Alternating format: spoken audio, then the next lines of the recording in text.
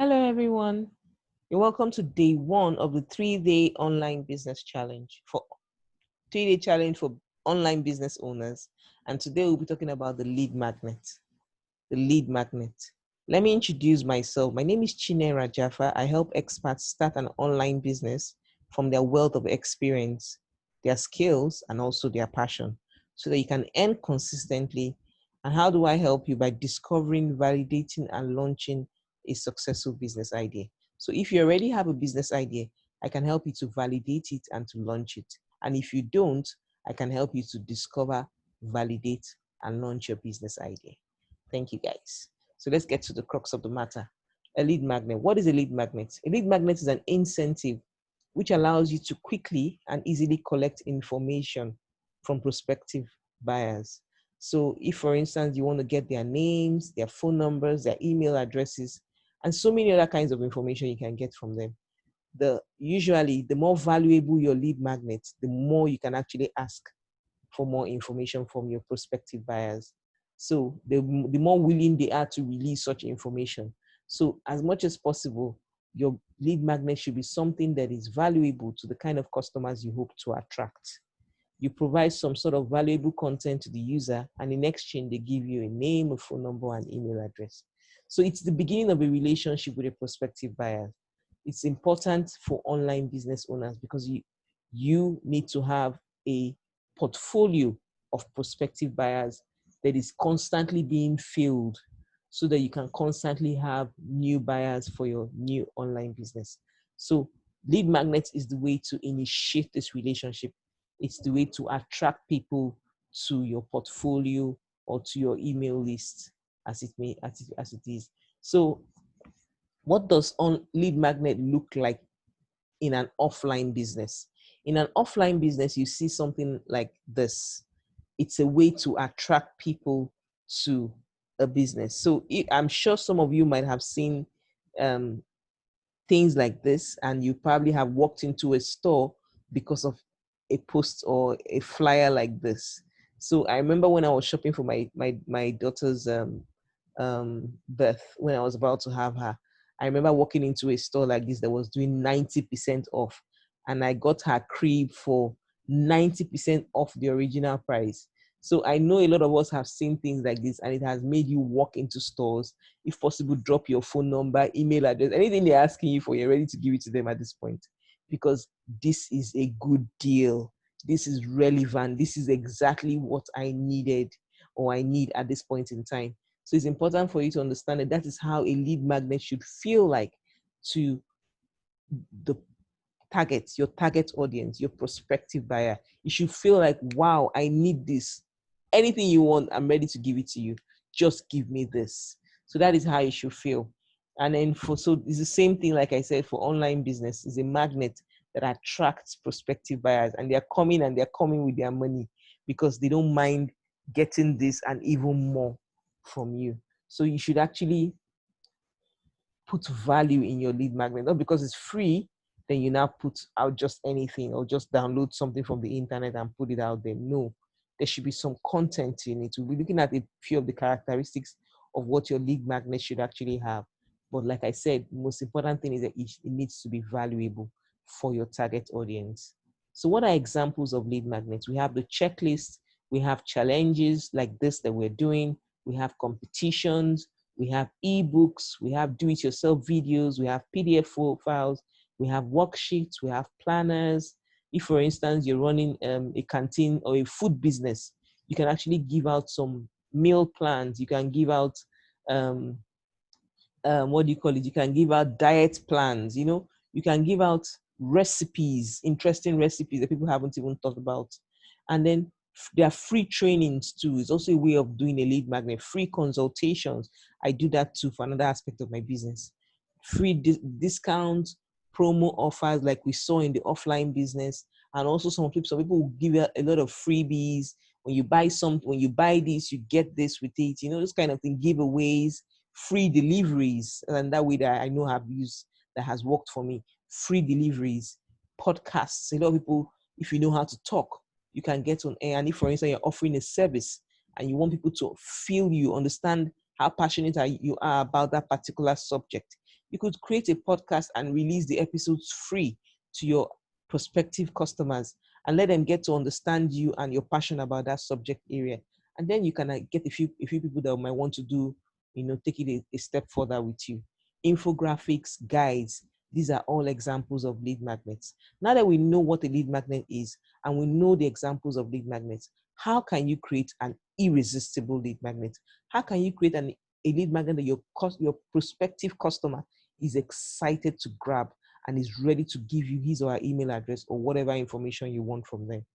First, you need to understand your customer avatar, your persona. Who do you really want to attract? Is it male? Is it female? Is it male and female? What age group? What are their behaviors like? Are they football fans? Are they sports lovers? Are they telenovela lovers? Are they Nollywood lovers? What kind of behaviors do they have? What kind of interests do they have? What kind of qualifications do they have? Are they sit-at-home moms? Are they housewives? You need to be able to define who you want to attract. One clue that has helped me here, if I'm trying to launch a business that I try to sell it offline first before I bring it online. By the time I sell it offline, I try to I use the persona or the avatar of people who have bought from me offline. I bring that online, and usually that helps me. So if you have made a few customers, you want to use those people that voluntarily bought from you, even without arguing, without even they just love your product. You want to use those people as your prototype of your customer avatar, and you want to be able to address some of their concerns and meet some of their needs with your lead magnet. Who can afford your product? Who can afford that product you want to sell? Where do they work? How much do they earn? The worst mistake you can make is trying to attract too many people. You might get overwhelmed and you confuse your audience. So like I always tell my people who I work with, let's address your audience one customer at a time. Address your audience one customer at a time. So when you're designing your lead magnet, have one customer in your mind at a time. You can design multiple lead magnets. You don't have to design just one, but don't try to address too many people or solve too many problems using one lead magnet. You get overwhelmed, like I said, and you get your audience confused. Step 2, identify the product or service you want the customer to buy. Very important. You need to be able to pinpoint what is the end game. What do I want this customer to eventually buy from me? Very important. Let me give you an instance. If, for instance, you make girls' dresses and eventually who are your customers? Most likely the moms who will buy dresses for their daughters. Now, so who do you want to attract? Let's answer question 1. Now, you want to attract women or mothers who have daughters. Very important. And now you're now thinking, what product do you want to sell? We've answered is girls' dresses. Now, so that means when you're designing your lead magnet, you have to think of a solution for mothers who have daughters. Now, if you try to create something for mothers who have sons, eventually those are the kind of people you will attract. And when you attract them, don't be surprised if you start getting responses like, I don't have a daughter. I don't have a daughter to buy this dress, because you did not think of your end product while you were creating your lead magnet. It's very important that you have that end product in mind. So what product or service do you want to sell? What problem do you want to solve? Be specific. What is your unique selling proposition? What are the values you have to offer? Why should they buy from you? Why should they buy from you instead of a competitor? All this should be reflected in your lead magnet. They should experience a tip of the iceberg. If I can get this for free, imagine what I can get if I pay. This should be the mindset of your prospective buyer after receiving your lead magnet. So it's important for you to have this in mind, and it's important for your lead magnet to reflect your personality and your brand. That is where the difference comes in. You don't just go and download something from the internet and give it out free as a lead magnet. No, download it. Download a lot of other things. Combine it with your personality, your style, your brand, add you to it and make it better, and then give it to your audience, and they will be happy they will happy to come and do business with you. Step 3, choose what type of lead magnet you want to offer. Like we said earlier, I've given you a list of over 10 types of lead magnets you can use. So after you've identified your customer avatar, and you've identified what product you want to sell, the next step you want to do is to choose what type of lead magnet you want to offer. Give it an interesting name. Design a beautiful cover for it. You can use Canva for your design, and don't make it too complicated. Most designs on Canva, most artwork on Canva are already designed.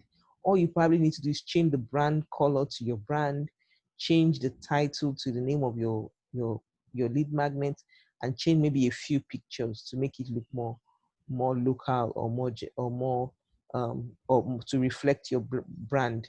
Give it an interesting name.